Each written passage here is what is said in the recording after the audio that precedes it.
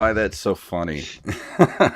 It's the dumbest thing ever, but every time I look at that GIF, I just laugh Why so that's much. so funny. Oh, shoot. I got to turn It's the off. dumbest thing. There we go. Okay. That sounded really loud, but that's okay. All right. Let's see. Live talking, not taking, talking. Bloodstained. Was it Curse of the Moon? Yes.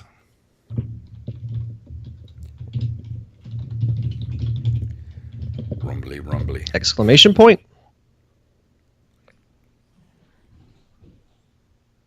Of course, it sounds like my Cool. wife is throwing around furniture in the next room. So, And she might be. quiet. Shut your damn mouth. If you want to see me get hit in the head and like knocked out for the rest of the show. I'll have to do your review for you. Well, it is a nice impromptu show. I will be going solo. That's I'll have to mimic the sound effects.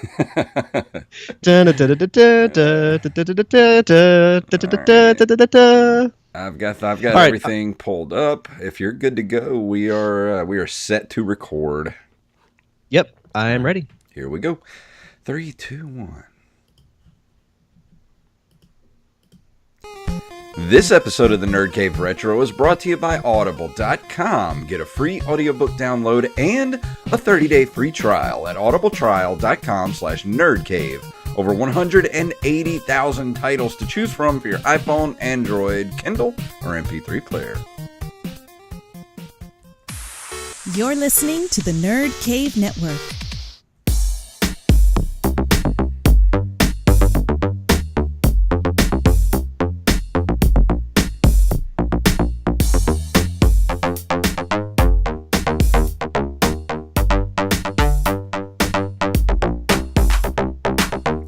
Greetings, programs, and welcome back to another episode of the Nerd Cave Retro Show. My name is Jason Robbins. And I'm Derek Diamond. So, Derek, how was your week? It was good. Wrapped up another Blue Wahoo's homestand.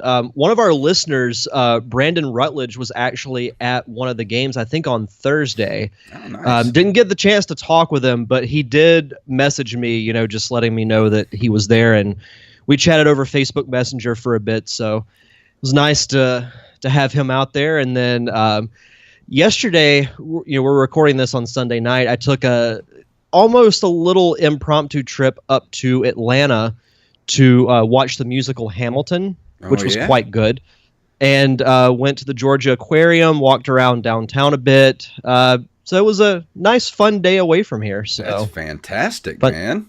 Fun stuff. What about you? Well, it's been a pretty restful weekend. I had a couple of different friends that came into town from different states. My buddy Dave, who I pretty much grew up with and was in one of my very first bands with. He is an illustrator up in Minneapolis, so he came down for the weekend and went and ate Indian food with him last night. It was my first time having Indian food, and I quite liked it a lot. I am addicted to naan now, which is kind of like a pita bread sort of thing, like unleavened bread. That you dip in all the gravies and different spices and all that. And I'm like, I'm a bread guy, so that's my soft spot is bread. So we found a new place. Never had Indian food. It's good, man. We found this Indian place over in Gulfport, which is I'd say about 20 minutes away from us. So it's close enough that we're like, hey, we found us a new place to go eat. And then earlier today, my co-host on the Nerd Cave Retro, Steffi Lou Who, came into town, her and her fiance, and we met up and had lunch today. And then I came home and promptly passed out for about 2.5 hours in a Mexican food coma. And I just woke up. That's the best kind of coma. I love Sundays because you can just fall asleep and it's okay. That's what Sundays are for. Yes, they that are. And the Nerd Cave Retro Show. Absolutely. It's weird. It feels like we haven't been here in forever. We didn't record last Sunday, did we? We recorded. We did not. No. That's why I'm like, man, it feels like forever since we've been here. But I know we had a show last week. We pre-recorded, so that's what it was. It's weird. I mean, I guess we can announce it, closer to the end of the month, but July is going to be a little bit crazy. But the good thing is the rest of June will be fine. Yeah. So I do have a game next Sunday, but it's at 1, so I'll be back in plenty of time to do the show at normal time. That's cool. E3 has been going on this weekend, and we didn't really cover anything for it. There's been enough coverage online of E3, so I'm like, we'll just retweet some stuff and read what's going on. But I did put this in our news story that just broke a little while ago, and I'm going to go ahead and play this.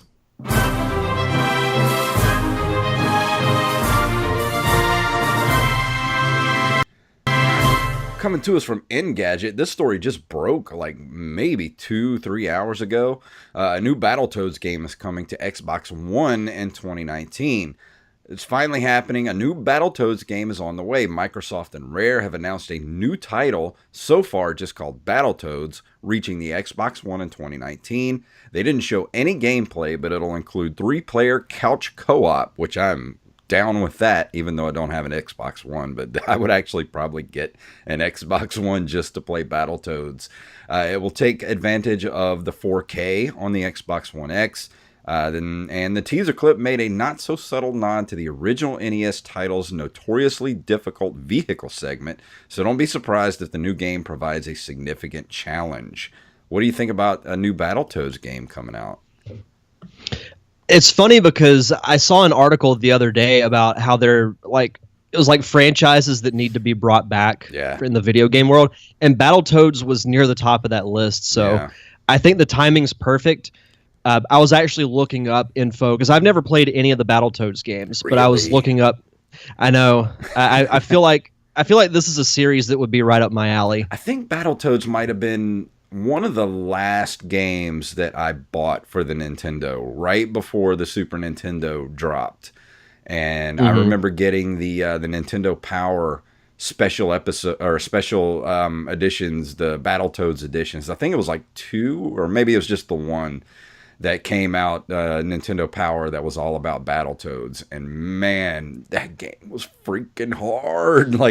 It's by far the hardest NES game you will ever play. And I'll stand behind that statement. Yeah, I do really want to play it, though. It was one that, because I know there's a Super Nintendo game. I think it might be a combination of Battletoads and Double Dragon, I want to say. Yeah, there was. So that's the Super Nintendo version. Yeah, they had it, because I went by a retro gaming store here in town earlier today, and they had it, but I didn't pull the trigger on it, but I might go back and get it and review it for a future episode. Cool. But I do really want to play a Battletoads game. But as far as this goes, it's a franchise that I think can be brought back and still be very relevant. So I'm excited for it. I don't know if it's going to be enough for me to pull the trigger on an Xbox One, but either way, I'm excited that it's at least coming back. Oh, yeah. And I don't know what it's going to be like. If it's going to be, they release nothing about it, so we don't know if it's going to be like a 2D side scroller with sort of 3D-ish side scroller, or if it's going to be I don't know, sort of an open world type of thing, like a Mario game or what. I mean, we just don't know. So I'm kind of hoping they stay with the whole side scrolling motif. I mean, that's what Battletoads is. That's what it needs to stay. I agree 100%. And I'm excited about this next article coming up. So our next story comes to us from the mothership itself, Nintendo.com. Let's see. Flashback, not to be confused with the hit 80s movie Flashdance, is back to celebrate its 25th anniversary. Flashback, the hit action-adventure game with over 2.2 million units sold, is back on the Nintendo Switch. I remember hearing about this game, but never played it. The article continues, Let's see. After fleeing from a spaceship stripped of all memory, the eminent scientist Conrad B. Hart awakens on Titan, a colonized moon of the planet Saturn. His enemies and kidnappers are snapping at his heels. He must find a way back to Earth, defending himself against the dangers he encounters and unraveling an insidious extraterrestrial plot that threatens the planet. I had this game. I mean, it sounds cool. Yeah, I had this game for PC back in the early 90s, and I loved this game. And the fact that it's coming out on the Switch, I mean, this is a day one purchase for me. It's coming on the 17th of June. So what, like a week from now, week and a half. Yep. I'm getting this. This is because I actually went to my mom's house the other day and asked her if they still had my old big box video games, computer games from back in the 90s, and she said they're probably somewhere. So I'm gonna have to do a search through my mom and dad's house to try to find them, because I had this, I had the Seventh Guest. What else did I have? I had the Dark Half. I had a bunch of computer games back in the day that I would love to have. I mean, I can't play them on anything because they're floppy disks and CD-ROMs, but it'd be just cool to just have, Yeah. But this game was and great. it's only gonna be $20, and it has the same kind of play and art style that they did for like Prince of Persia, where it was rotoscoping, where they took like real actors and then kind of drew those like used the animation of the real person in the game, so it had a really kind of smooth gameplay to it. It's kind of hard to explain. You just have to go and look at the some of the gameplay of it, but I think you would really like this game, Derek. You should try it out when it comes out. Yeah, it also says here, in addition to the original 93 game, this version includes a modern mode with post-effects graphic filters, completely remastered sound and music, a brand new rewind feature, variable according to the level of difficulty, and tutorials for those who need a boost. That's awesome. I mean, it's only $20.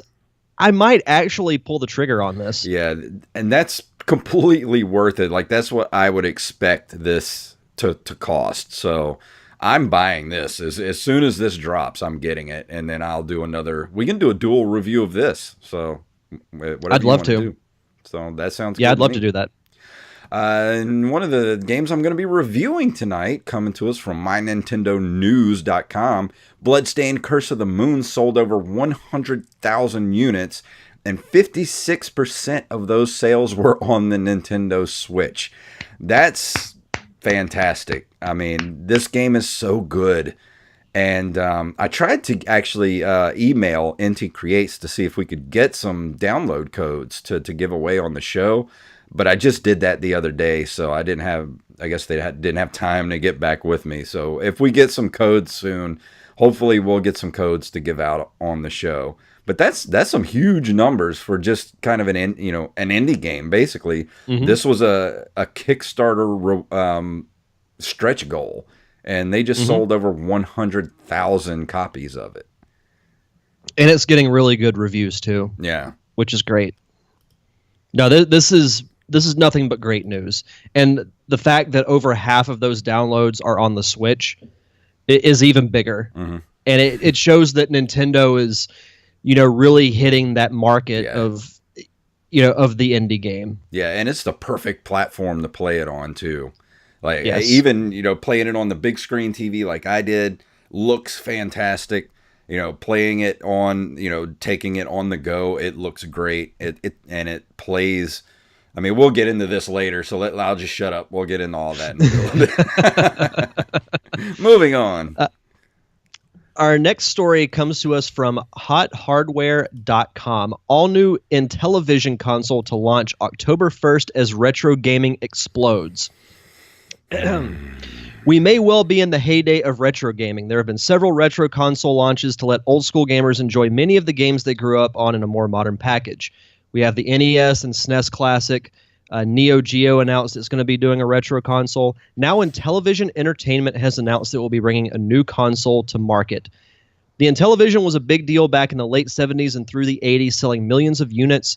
It has lots of firsts to its credit, including being the first 16-bit console. I actually didn't know that. The first to support digital distribution, the first to add speech and voice to games, and the first to license sports leagues. I didn't know any of that stuff either. I mean, here's the thing. The Intellivision was actually arguably a better console than the Atari 2600. But man, this Intellivision is not aesthetically pleasing at all. It looks like 1970s garbage. I just don't get how the controller works. I mean, it looks like a remote control with, like a little circle pad and, a number key. And plus, too, this is not the Intellivision of the 70s and 80s. This is somebody who came along, bought the name, and is going to slap it on a retro console, much like the way Sega Genesis is doing with the AtGames console. I just don't know. I mean, it depends on what this thing would cost, but I really honestly have no interest. I don't really have much interest in anything pre-Nintendo when it comes to retro gaming. Like, I still have my Atari 2600, but man, those games are hard to go back and play and get any enjoyment out of. Yeah. It says here during a live stream, Tommy Tallarico promised that the console would cost much less than $200 and that it would include retro and television games pre-installed on an internal hard drive. Well, I would hope it would be less than 200. I'm not. I think this thing should be less than 100. Yeah. I agree. That's just my opinion, but my opinion doesn't amount to much, but oh well.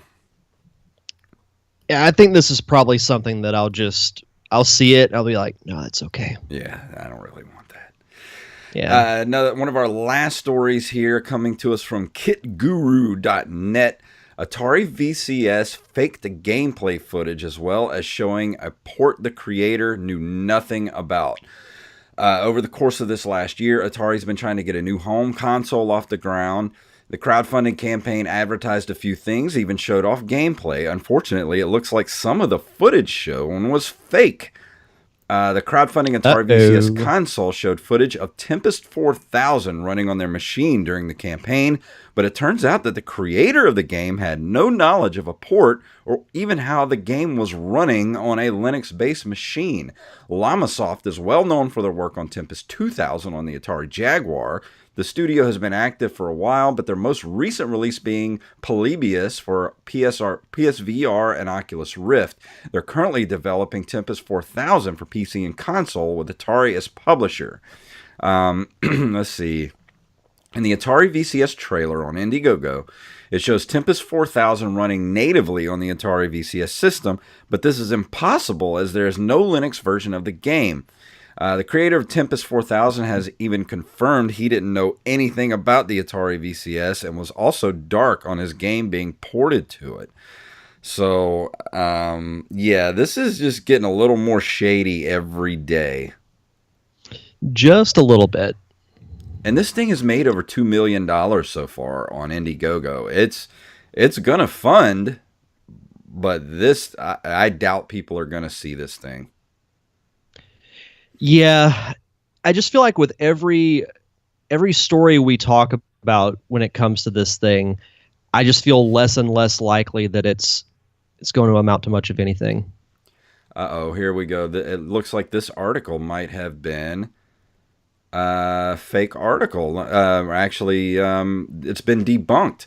And this is on hardcoregamer.com.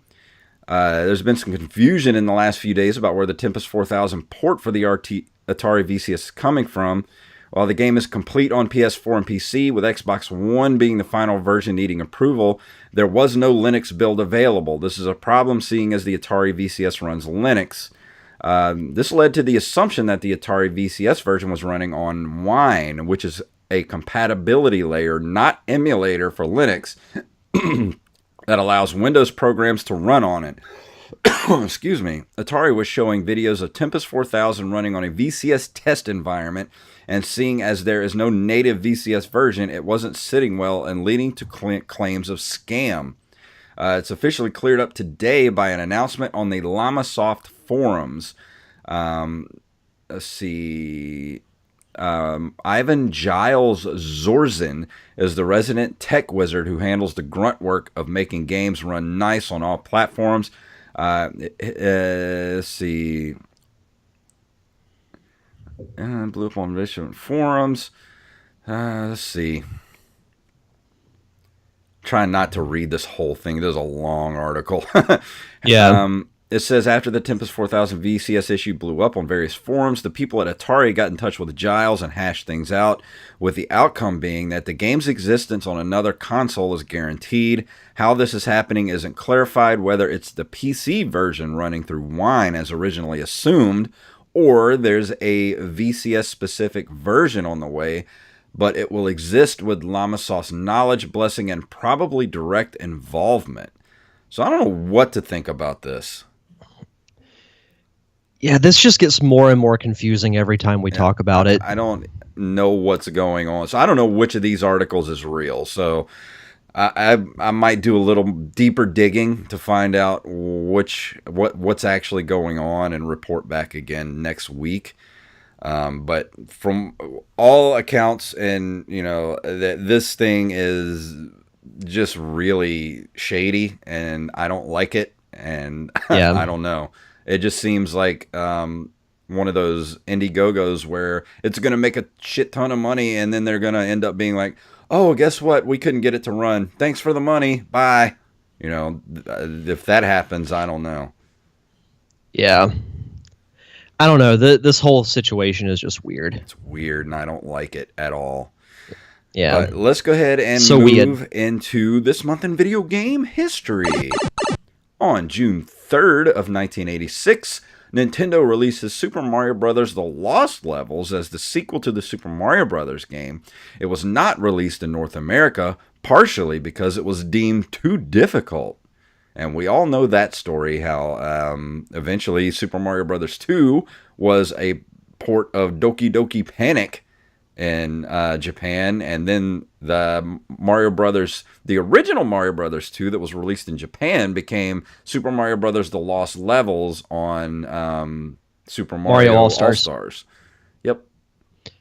Yeah, and I will say it is quite difficult at times, but I don't wish that it had gone any differently, because we've both defended the American version of Mario Brothers 2 is actually a really fun game. So, yeah, the Lost Levels is difficult, and I'm glad that they did eventually release it in the United States, but yeah, I don't regret the way it turned out. I mean, there's an argument to be made that the reason that the success of the Mario franchise and the love for the NES comes from Super Mario Brothers 2 being such a really good sequel to the original game. It was different, but sort of the same, kind of the same mechanics, but it looked better, it sounded better, and it was fun. It had a different main boss, a bunch of level bosses that took a lot of game mechanics that you had to learn to defeat these bosses. It was just such a different kind of game at the time, especially to be a sequel. Most sequels suck.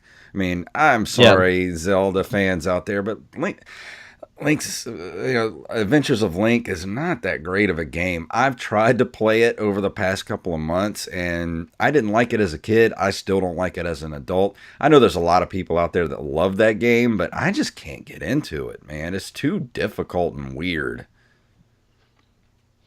No, I'm not a fan of it either. But Super Mario Bros. 2 was the perfect sequel to release for that game. I agree. No, Mario Brothers 2 does not get the love that it deserves. No. But on June 13th, 1986, Activision merges with Infocom Incorporated. I want to say I've heard of Activision. They've made a couple of decent games, like the Call of Duty franchise, among many others. Yeah, I had no idea that they merged with another company back in the day. I didn't either. It was founded on June 22nd, 1979 by MIT staff and students. It lasted as an independent company until 86, until it was bought by Activision, and then Activision shut it down in 1989, although they released some titles in the 1990s under the Infocom Zork brand. Activision abandoned the Infocom trademark in 2002. Zork sounds familiar. Have we talked about... Yes, Zork is... let's see. It is a... What do they call those? A mud adventure game? Like text adventure. Yeah, they're text adventure computer games that were released back in the day. And I remember this cover. Like it looks like I don't know, like a early 80s sort of metal band album cover, if that makes any sense. Yeah. So yeah. No, I do remember us briefly talking about this game, but don't remember too much about it. Yeah, there was. But still, I had no idea that Activision like merged with another company. Yeah, well, they recently picked up Blizzard a couple of years ago, and I have stock in Activision Blizzard, so hopefully they'll make something good soon and make me some money. Fingers crossed. Yes. On June 23rd of 1991, Sega releases Sonic the Hedgehog for the Sega Genesis, which later becomes the pack-in game and defining title for the console. It introduces the eponymous character who would go on to be Sega's mascot. They also released a version of the game for the Master System and Game Gear. The Game Gear. Such a cool concept, but it only took 4 car batteries to run, and it only lasted about 8 minutes. And that's being generous. Yes. But no, I mean, what else can you say about Sonic? He's, I think, one of the top 5 most recognizable video game characters of all time. Yeah. And I would make the argument that Sonic has much more of a success outside of video games than even like Mario. Yeah. So because the Sonic cartoon series, there were 2 different ones.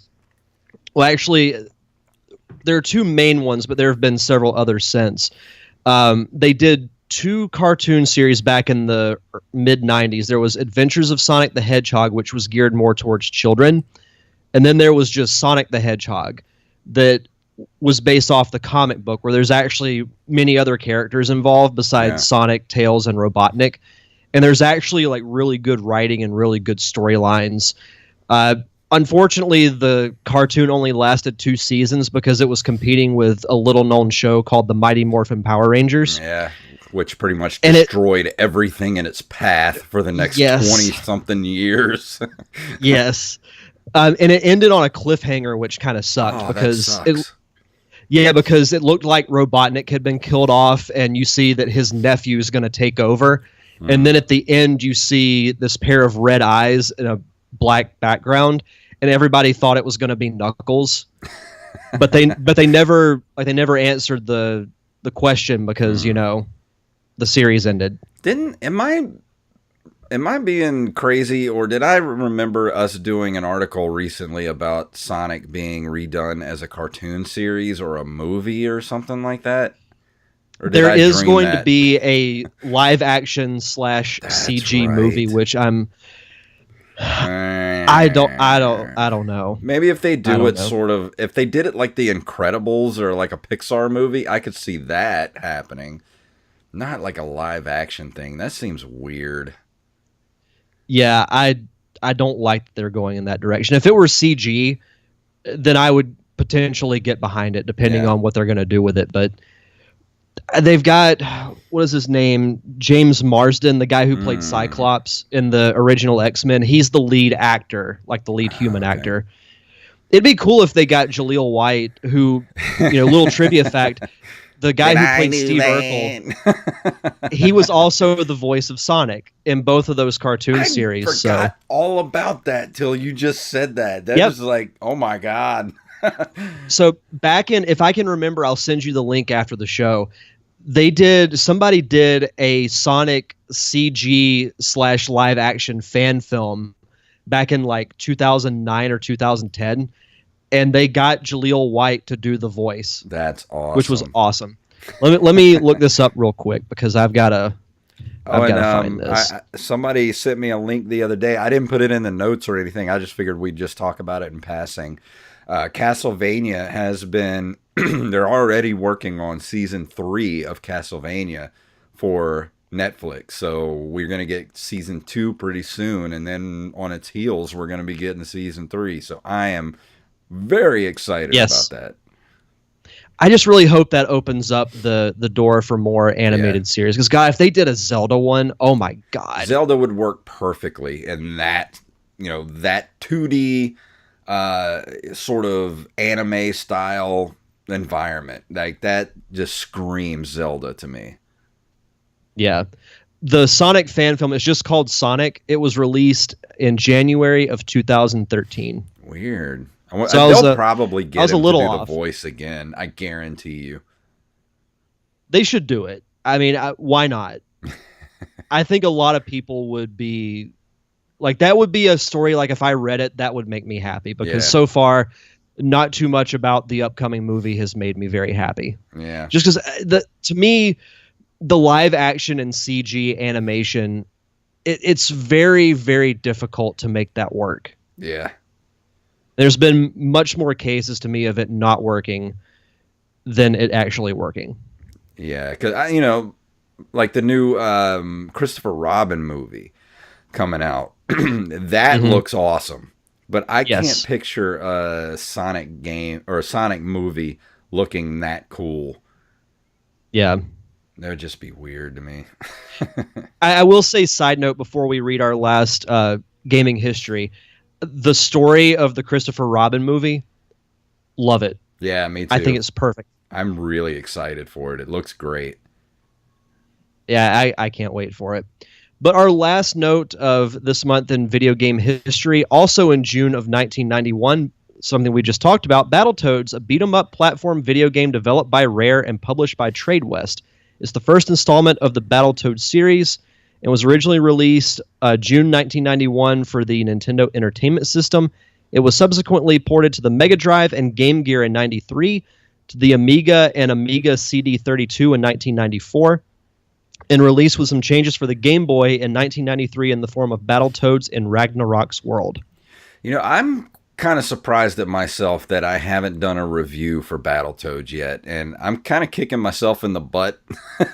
Like, I wish we would have done a Battletoads review for this weekend to kind of ride on the coattails of the Battletoads, news that dropped, if we'd have known that a new Battletoads game was coming. But I'm going to do that soon. In the next couple of weeks, I'm going to play Battletoads and review it, because when I was a kid, I couldn't even get past, like, what is it, the third level with the motorcycles, the air cycles on the third level. I think I got through it one time when I was a kid, and then didn't get much further after that. And I imagine I probably can't get much further than that now, but I still want to go back and try.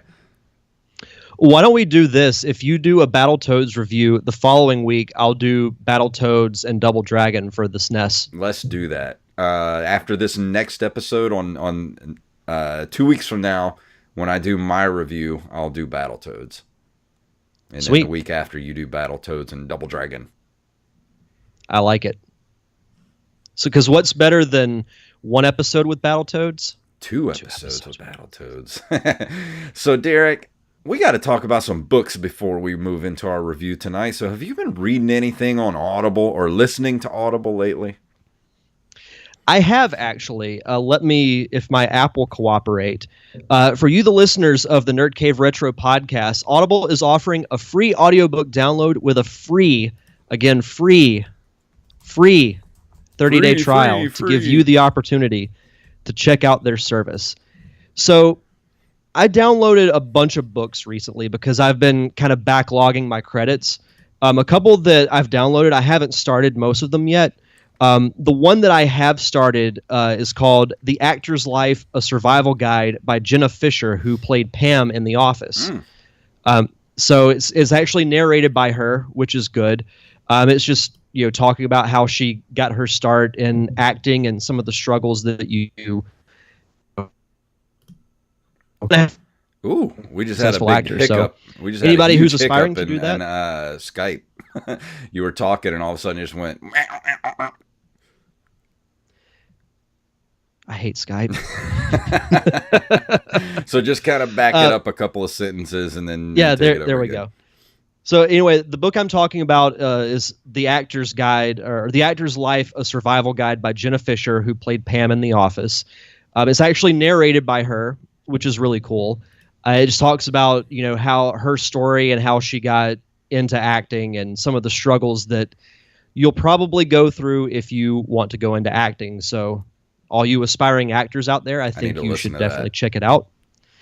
But they've got all kinds of cool books, fiction, nonfiction, gaming. They have several video game series, Halo, which new Halo game was announced at E3, which is pretty exciting. That and Battletoads might get me to pull the trigger on an Xbox. Me too. Because I do love me some Halo. Mass Effect, Gears of War, World of Warcraft. They have all kinds of books. And if you're always on the go like I am, whether it's a 20-minute commute to work or if you're on a road trip, it's a great service to have to be able to read books. And to do that, just go to audibletrial.com/nerdcave. Again, that's audibletrial.com/nerdcave for your free audiobook download and 30-day free trial. And tonight we're going to be talking about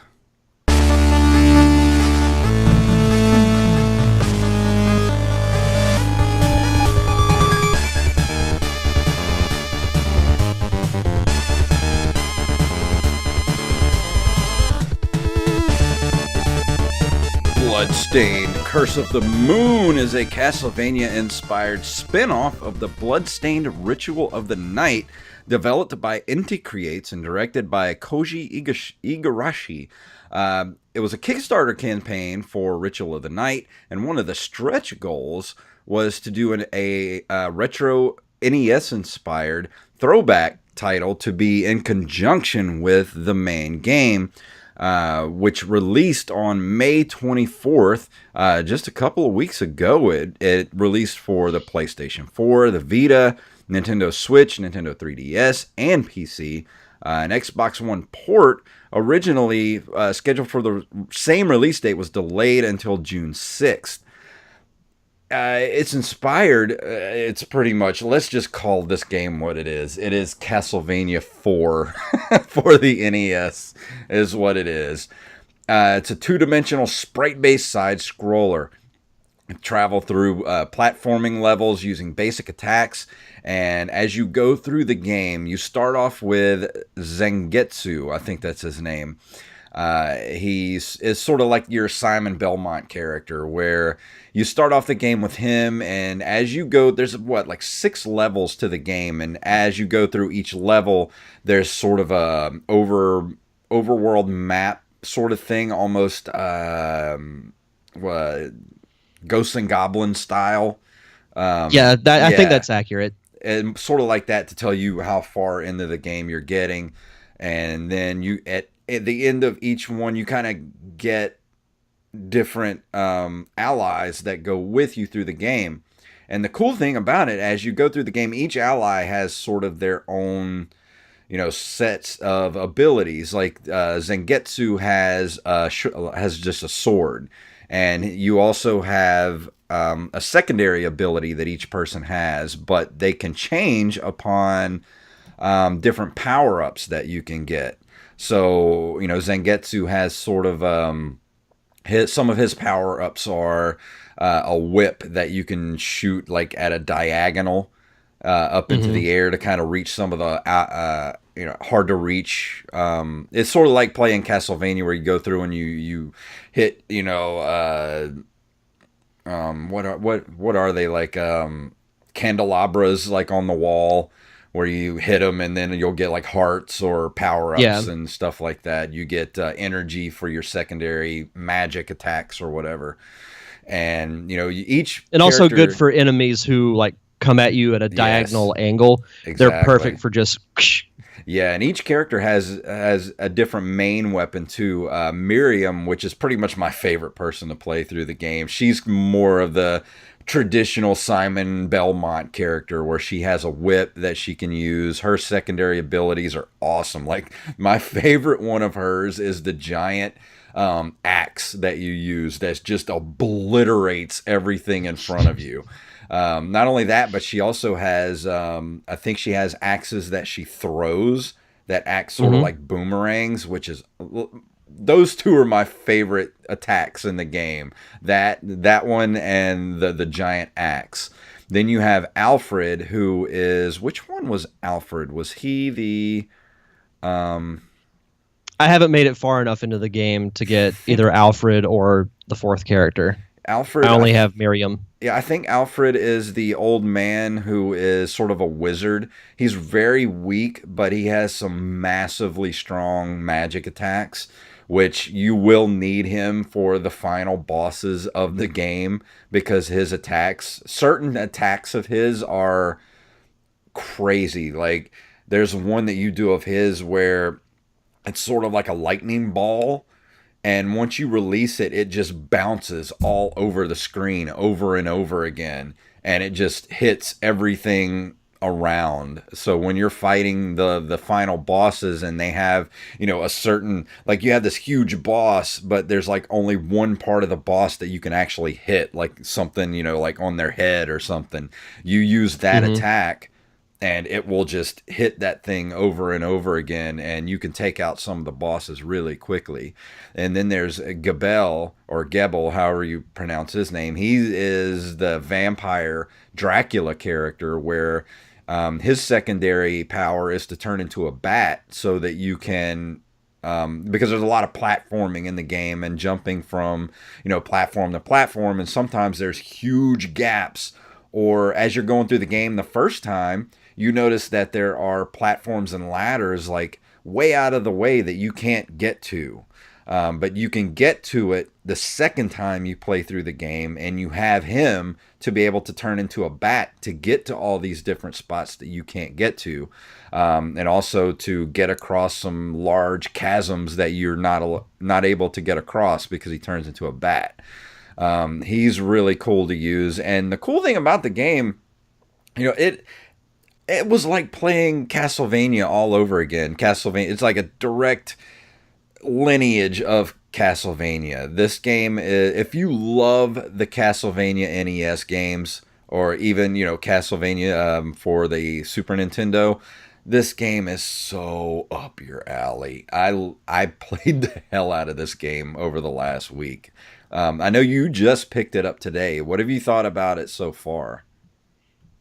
Well, you hit the nail on the head with the Castlevania. It's basically the spiritual successor to the Castlevania series. And I'm still very early into the game. I just got Miriam, so not too far. But, you mentioning Gabel, or however you pronounce his name, being able to transform into a bat. I did notice specific areas that I couldn't get to. Yeah. So, that does make sense, but it plays just like a Castlevania game. And to me, I love the retro look to it, but the colors are still, bright and HD looking in a way.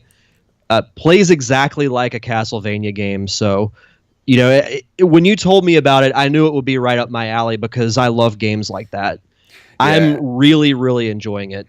And I'm still, I just played through the game, very recently, so I'm still kind of the plot of the game. I don't have it stuck in my head just yet. But basically, your Zangetsu, who is basically your Simon Belmont character, you go through the game, and it doesn't matter which. I preferred playing on casual difficulty, because with casual difficulty you basically have infinite amount of lives to get through the game, which you're gonna need the first time you play through it, because it is very hard, like a Castlevania game. It took me, I'd say, roughly about 3 hours to get through the initial campaign, going through the game, trying to figure out the boss mechanics and all that kind of stuff. And then you get to the end of the game and you defeat the final boss. Well, Zangetsu sort of sacrifices himself to take out the final boss, but becomes a new boss for your second playthrough of the game. So the second time you play through the game, you're only able to play your allies, Miriam, Alfred, and Gebel, however you pronounce it. And you go through the game and you have to basically defeat and save him the second time you go through the game. So as soon as I defeated it the first time through the other night, I was like, I'm going to go through this again. And it's, it doesn't necessarily tell you to go through the game again. It just says to be continued. but then you start another game, and he's not there. Zangetsu is not there, just your other three allies. So I went through the entire game the second time in like an hour, maybe a little more than an hour, once I knew all the boss mechanics and all that kind of stuff.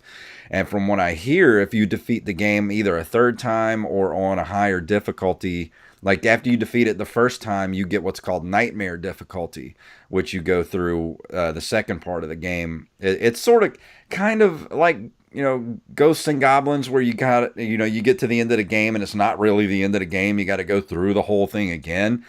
But it's not aggravating like Ghosts and Goblins is. Like, it's fun to go through it a second time, to play through the game a second time, and then get a complete different ending to the game, because you're fighting Zangetsu as the main villain the second time through. So you get a completely new ending to the game that second time.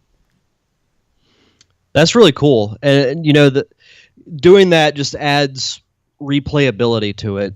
Oh, yeah, which is great. Absolutely. But I had so much fun playing this game. I can't wait to hear what you think about it after you've played through it and played through it a second time. Like I said, the second time through, it took me maybe an hour to go through the whole thing a second time. And I'm going to go back through and play it again on a higher difficulty, because there is, I think, another secret to the game, which nobody will spoil it that has gone through it. I've watched a couple of videos of people reviewing the game and talking about it. They don't want to spoil it for people, so I'm like, oh my god, what happens? Like, do you get like another whole other game or something, or what happens? So I'm gonna go through it again on a higher difficulty level and see what happens. But man, I got to tell you, I've had so much fun playing this game. I was blown away playing this game. It feels like it should have been out on the NES. I mean, even the Super Nintendo. Yeah, some of the boss mechanics and stuff like that were probably a little too much for the Nintendo at the time. It was probably more of a Super Nintendo type of game, but it looks 8-bit. It looks like it belongs on the Super Nintendo. I highly recommend this game. Dude, this is literally, I give this game a 10 out of 10. Wow. It's perfect. It's That's absolutely amazing. Perfect. I'm telling you, it's perfect. That's awesome. No, I've only played it for maybe an hour or so today, but so far I'm blown away by it, by the look, the mechanics, everything about it. It has that perfect retro feel to it. Even though it's a new game, yeah, it feels like a game that you would have played in like 1989 or 1990. Oh, yeah. Easily. I've been wanting a new Castlevania game for so long, and this just completely scratched the itch for me. This should have just had Konami should have bought this and just said, "Hey, we're going to call this Castlevania," and it would have been, nobody would have known the difference. Like, call that dude, instead of Zangetsu, call him Simon Belmont, and you've got a Castlevania game. Yeah. No, I totally agree. So if you're on the fence about this, whether you have a Nintendo Switch and Xbox One, PS4, or you get it on Steam, get it. It's only $10. It's worth every penny. I would have paid $20 for this game, maybe even $25 for this game. Even though it's an indie game, it's kind of short, but it's completely worth the $10 that you pay for it. Go get it right now. You will not be disappointed. 10 out of 10, perfect score. Love it. So that's all I've got to say about it, unless you got some more questions about it or anything. No, I think that's pretty much it. Like I said, from what little I've played it, I really enjoy it, and I just can't wait to see what else happens. Yeah, I'm going to try to play it again, like I said, on the higher difficulty, and see what the hype is as far as the secret, whatever, you keep beating the game and it gives you something new every time. So that's kind of cool. I like that a lot. Yeah. In a perfect world, you'd unlock Simon Belmont.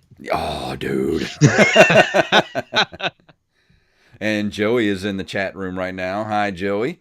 Mr. Hey, Joey Image, and he said he is adding it to his Steam library right now. Dude, you will not be disappointed. It's so good. Yeah, it's great. don't get me wrong, I love SteamWorld Dig. That was a great game. I played Blaster Master Zero, which is also an NT Creates game that, they published Bloodstained, which is a very good updated version of Blaster Master. This is the best game I've played, as far as like indie game, the best indie game I've played on the Switch so far. Mm-hmm. I would agree with that.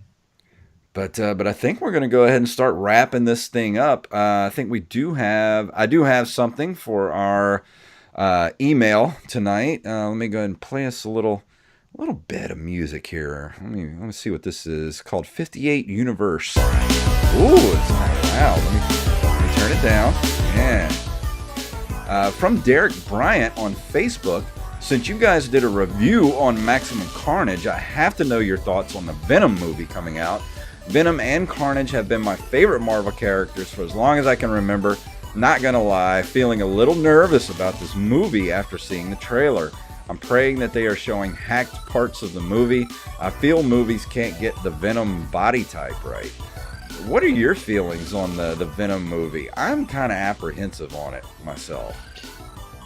So when the first trailer came out, I was very, very, very skeptical. Like the teaser that they put out where you don't really see Venom except for, when Tom Hardy's laying in the MRI machine and you see the symbiote kind of come up on his neck. I was just like, yeah, oh, this is stupid. But that last trailer actually sold me on it. I think Tom Hardy's a magnificent actor. Yeah. I think he's going to pull off the role of Eddie Brock very well.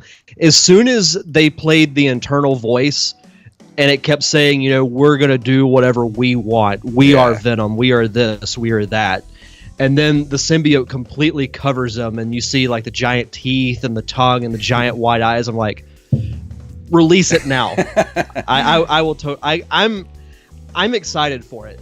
I'm actually a little excited for it. Yeah. I don't think we're going to get Carnage. I think we're going to get a teaser of him. And if this movie does inspire a sequel, he'll be the main villain of that. They'll have to bring in Spider-Man for that. They would need to... Okay, here's the thing. If this Venom movie is good, which I'm hoping it is, maybe Marvel will bring it into the Marvel MCU. Like, do the deal they did for Venom with Spider-Man with Sony. Tease Carnage, and then we could bring Maximum Carnage storyline into the MCU. Oh my god. Yeah. Oh, that would be so good. Because it took like half the Avengers to beat Carnage. Yeah. And it wouldn't need to be like, Infinity War level like hype. I mean, it could just be, a Spider-Man movie that we get, all the Avengers in. Sort of like, a Captain America, Winter Soldier type of movie where you have all the Avengers come in to help take out Carnage or whatever. I think that'd be awesome. Come on, Kevin I'd Feige. love every second of it. I'm going to email Kevin Feige right now. Be like, hey, dude. Do it. Do it. And I also want to give a huge shout out and a thank you to Daniel Salmon at Bethany_Fox1 for the birthday package that he sent me. Him and his girlfriend, they gave me a drawing of Link and a little scythe pendant, which was a coat of arms for the character that he created, the Bethany Fox character, which he sent me a story of. He's let me read a couple of stories that he's written so far. He's a really good writer, and I keep telling him, like, dude, you just need to do it and get it out there. And he needs to, and just, put it on Inkshares or something and see if people would be interested in getting it published. Like, it's so, like we live in a world now where you don't have to have the gatekeepers of sending it to, publishers to get it published. Like, publish it yourself, man. Get it out there. It's really good stuff. But thank you for that, for the scythe pendant and the story that he sent me and the drawing of Link that his girlfriend did is really cool. And I took a picture of it and put it on my Twitter page a couple of days ago when I got it. So thank you to him and his girlfriend. And I wish I had her name written down right here, and I don't. And I'm so sorry about that. And I'm horrible with names, and I don't remember. So please tell her I'm sorry, but thank you so much for everything that you guys sent. And I know as soon as we do a not a Kickstarter, but a Patreon for the Nerd Cave Retro. We've actually had a couple of people, even Daniel Salmon, ask us about a Patreon for the Nerd Cave Retro, which we need to get on this summer so we can start Yes, we do. putting some money into this thing. And maybe we could start doing some on-location recording and stuff like that. So we'll see. We'll get into it and find out what we're going to do as far as rewards, and then we'll get on that. Absolutely. But that was really cool of him to do. Yeah, it was great. So thank you very much. Go follow him at Bethany_Fox1. And he'll thank you for it. Absolutely. So Derek, anything else you want to talk about before we get out of here this evening? Yeah, so next week I'm going to be reviewing a Super Nintendo game that passed me by, but I heard a lot about as a kid, called Pocky and Rocky. It's like a top-down view shooter game it looks like it takes place in like Eastern civilization. I've played a little bit of it. It's got like a cartoony look to it. I played a little bit of it today, and so far I'm really liking it. It's a little difficult, but I kind of expect that. But I'm excited to review that next week, because that's games that I missed out on when I was a kid. That's probably in like the top 5. So I'm looking at excited this, to talk about that. and I think this may have been one of the games that I rented as a kid, because I remember Pocky and Rocky. I'm gonna have to go look up some videos of this, because I'm looking at the screenshots and I'm like, this looks really familiar. I'm gonna have to brush up on this for next week. Yeah, I remembered hearing a lot about it, but just never played it. Fantastic. But as always, you can check out the Derek Diamond Experience every Thursday. Excuse me, on iTunes, Spotify. I've actually had kind of a surprise last minute guest for this. A Broadway actress named Allison Bailey, who's currently on the Broadway tour of the show Wicked. She's actually her family, and she is originally from Pensacola. So she came out to a Blue Wahoos game this past week and was kind enough to chat for a few minutes, about her theater career and whatnot. So she was really nice. You should definitely go check it out. Not sure what I'm doing for a show this week, but there will be one out. As far as the Pop Culture Palette goes, we just dropped another episode yesterday, episode 179, which I titled The Acme Boulder Company. And if you want to know what that's about, you're going to have to listen to the episode. I think Derek knows what I'm talking about. It's about something that happened, or something they discovered in Pompeii recently. If you know what happened in Pompeii 2,000 years ago, it's just, I don't want to spoil it, but this poor guy, something happened to some poor guy 2,000 years ago, and here we are 2,000 years later laughing about it. And I feel bad, but I don't think it's too soon. No, it's definitely not. It was a really fun episode. Steve Scott was on. Yes. It was kind of the OG crew, and it was really, really fun. I know Wally kind of heckled us about you saying, "Oh, this has passed me by," and then I was like, "Do I really make that many references that take place between 1995 and 1999?" After he said that, I realized how often I say that completely passed me by, and now I'm all paranoid about it and trying not to say it. So damn you, Wally. Hey, I'm all for a Nerd Cave Retro drinking game. Yeah. If anyone wants to come up with the rules, that would be amazing. Every time I say, you'd probably be drunk in the first 5 minutes of the episode. Oh, man, that's too good. But no, it was a really fun episode. Everybody should go check it out. Yeah, so Stephen B. Scott, at Stephen B. Scott, Mr. Steve Scott himself, one of the OG co-host of the Nerd Cave, or the Pop Culture Palette, who was the original co-host of the Pop Culture Palette, recently had to leave about a year ago because he moved to Paris. He's back in the States for a little while, and he's going to be on the show sporadically. So if you want to go listen to what he's been up to, go check it out. It's at pcpradio.com, at PCP Show on Twitter. So Derek, I think it's time for us to go ahead and get out of here for this week. What do you say? Sounds good to me. So let me make sure. Oh, I think the music is too low.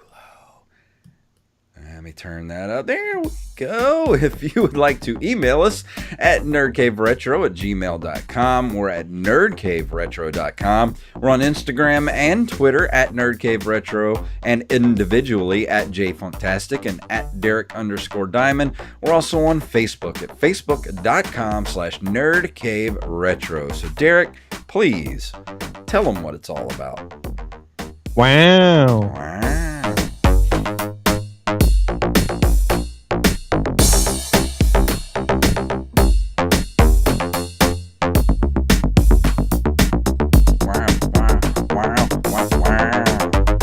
Wow. Wow. You've been listening to a Nerd Cave Network production. Wow.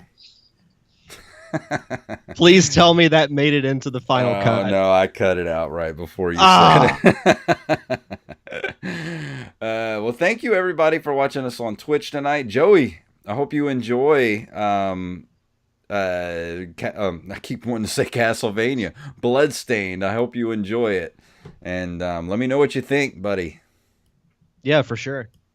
And I think we're going to go ahead and go. So thank you for everybody that watched us on Twitch. We'll see you guys next week. Goodbye.